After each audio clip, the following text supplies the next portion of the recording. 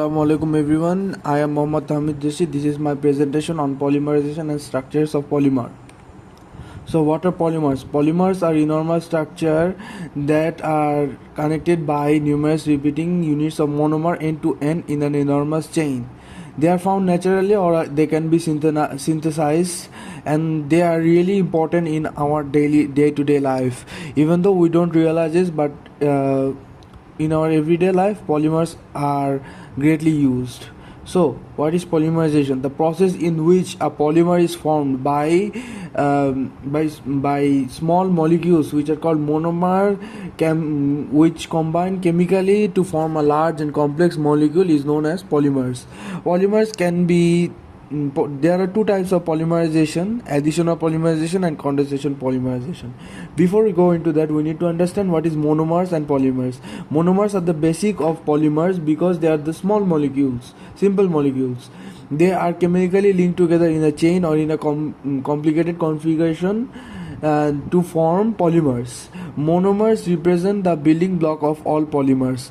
First, from the picture you can see that a monomer is a single strain unit which can be added to another polymer, or a monomer can be added to another monomer to form a complex polymer. So what is additional polymerization?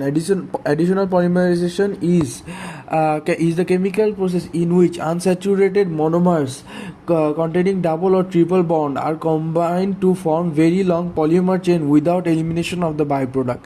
This is an important point to notice, that there is no elimination of the byproduct. So byproducts are produced. Anyway, there are three steps of additional polymerization. First is initiation. In the initiation step, the catalyst or initiator, which might be a free radical, breaks the double bond of the monomer, thereby activating it. Then the next step is propagation, where the reactive monomer add to other monomers to form a growing chain. In the third step, it is termination. In this step, the growth of a polymer chain is stopped by combination of two reactive chains, or by terminating agent neutralizing the reaction site. Next is condensation polymerization. In condensation polymerization, monomers have two or more functional group like hydroxyl or carboxyl, where forming the polymer chain simultaneously eliminating small byproducts. So in condensation polymerization, byproducts are eliminated. The byproducts are eliminated by using water, HCl or methanol. Unlike additional polymerization, this process is stepwise and forms polymers gradually, often with superior thermal and mechanical properties. So the polymers formed in condensation polymers usually have superior thermal and mechanical properties rather than additional polymerization. On structural analysis, there are four basic type of polymer. First is the linear polymer, where there is a single and long chain of repeating monomer units. They are not crossing or branch.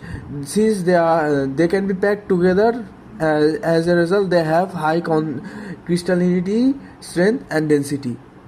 Then is basic polymer. A basic polymer contains a central linear polymer which have smaller chains composed of monomer called branches that extend to another monomer.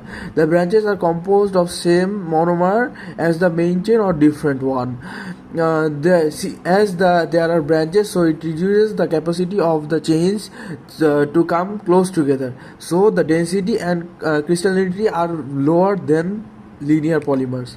Then is the cross-linked polymer.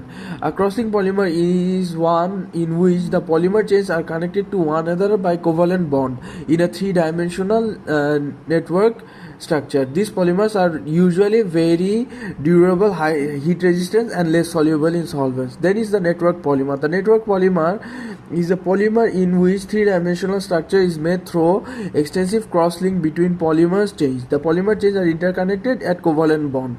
As a result, they have very good mechanical strength, resistance to thermal degradation and chemical stability. Then there are two types of polymer: crystalline polymer and Amorphous polymer. Crystalline polymer is highly ordered and packed together, whereas amorphous polymer does not. They are not.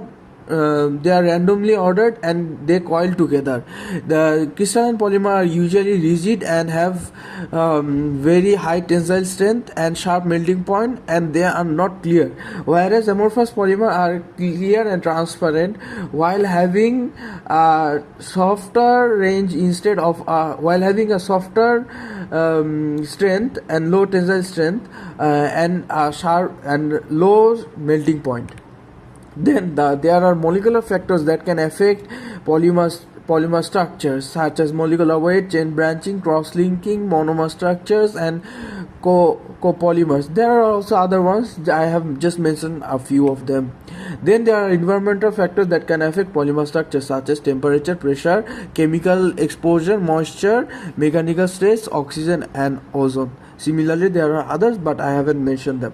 These are the main ones that I have mentioned. Now, in summary, polymerization is the chemical process in which monomers and polymers combine to form new polymers. Additional and condensation are two processes of polymerization. Based on structure, there are four types of polymer: linear, branched, cross-linked, and network polymers. There are also polymers based on how molecules are arranged. For example, crystalline polymers where the molecules are arranged orderly, amorphous polymers where the molecules are in random changed. And the factors that I have mentioned earlier just now are the factors that can affect any polymer structure. By manipulating this factor, we can create the desired polymer structure that meets our requirement, that meets the requirement of our polymer in every way. Thank you for your attention and for your time.